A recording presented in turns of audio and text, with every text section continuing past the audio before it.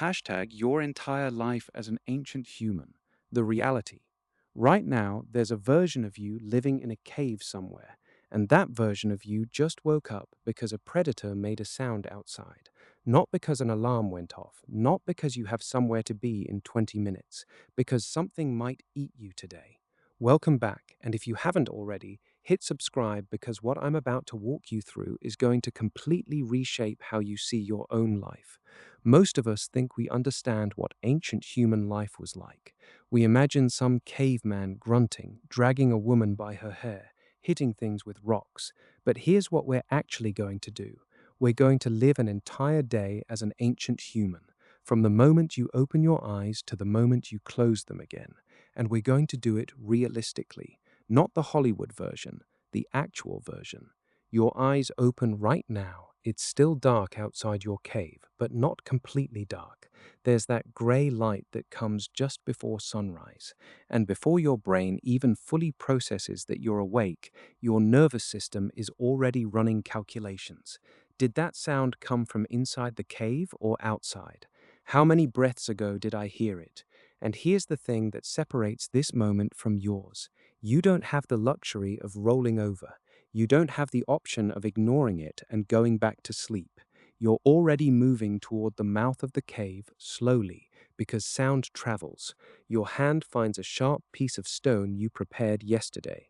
You've been alive for 37 years, which is actually the average lifespan back then, and you've survived this long because you take every single threat seriously. The predator is gone. It was probably just passing through, but it's already 5:30 in the morning and your body is flooded with adrenaline. You're not falling back asleep, so you do what every ancient human does with these early morning hours. You gather. The sun is starting to come up now, and you move out from the cave with three other people from your group. One of them is your child. They're holding your hand and asking questions constantly.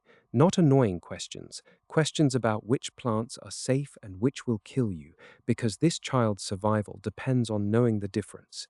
You're not a parent who's worried about screen time or college admissions.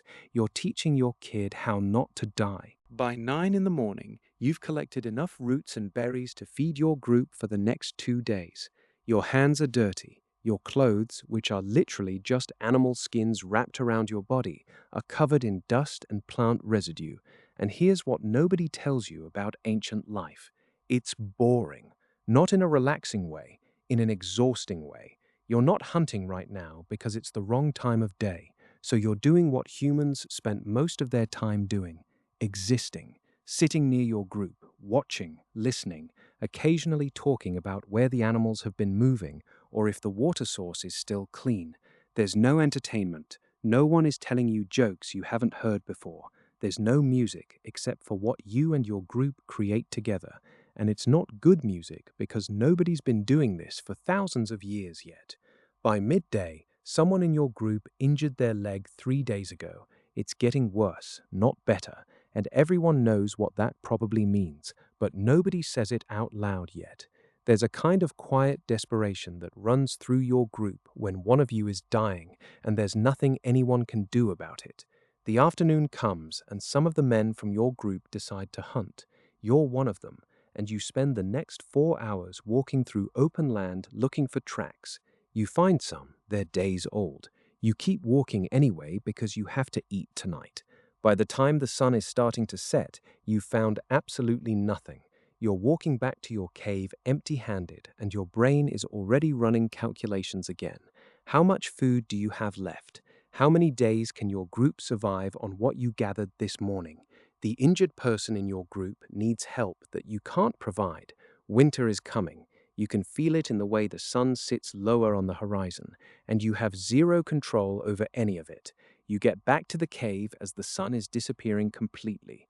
One of the women has prepared the roots and berries you collected. Everyone eats. It's not enough, but it's what there is. The injured person in your group is lying down now, and their breathing is getting shorter. You sit near them because that's all you can do. You're not going to the hospital. You're not calling anyone. You're just sitting there, waiting to see if they're alive tomorrow morning. The sun is completely gone now. Your cave is dark except for a fire that someone is maintaining in the center. You're sitting near it, not because it's warm, which it is, but because it represents safety. The darkness outside is full of things that want to eat you. The fire is the only thing between you and that darkness. Someone in your group starts telling a story. It's a story you've heard before. It's about animals and a hunt from generations ago. And for maybe an hour, everyone is a little less afraid. There's something in your chest that feels almost like joy. And then the story is over and the fear comes back. You lie down to sleep on a stone floor covered in animal skins. You're not thinking about tomorrow's schedule. You're not worried about what anyone thinks of you.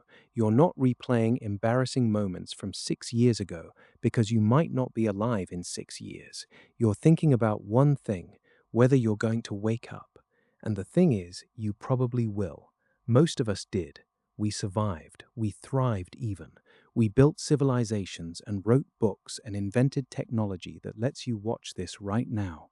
But here's what ancient humans had that you don't: the absence of choice, the absence of the constant whisper that you should be doing something else. They didn't wonder if they were living wrong. They just lived. And maybe that's worth thinking about.